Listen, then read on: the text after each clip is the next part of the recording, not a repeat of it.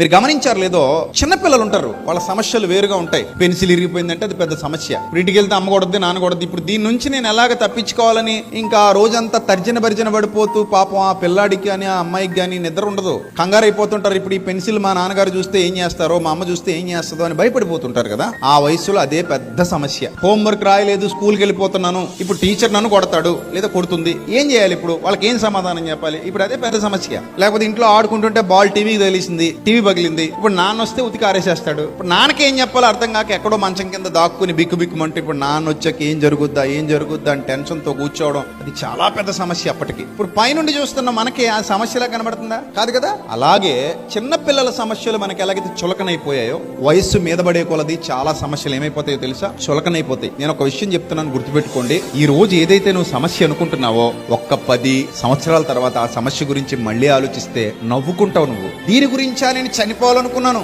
దీని గురించా నేను ఇంత ఏడ్చాను, ఇంత కన్నీరు గార్చాను, ఏంటి ఇంత చిన్న సమస్య గురించా నేను ఇంత గాబరా పడిపోయాను, ఇంత కంగారైపోయాను, ఇప్పుడు దాని గురించి ఆలోచిస్తుంటే నేను పైకి వచ్చేసాను, అదేమో ఎక్కడో కింద ఉండిపోయింది. దాని ఇప్పుడు పైనుండి నేను చూస్తుంటే నాకు ఎలా కనబడుతుంది అంటే అది చాలా చిన్నదైపోయింది. దేవుడు అంత చిన్నదిగా దాన్ని చేసేసాడు. కాలం గడిచే కొలది నీ సమస్యలన్నీ అలాగే చిన్నవైపోతాయి.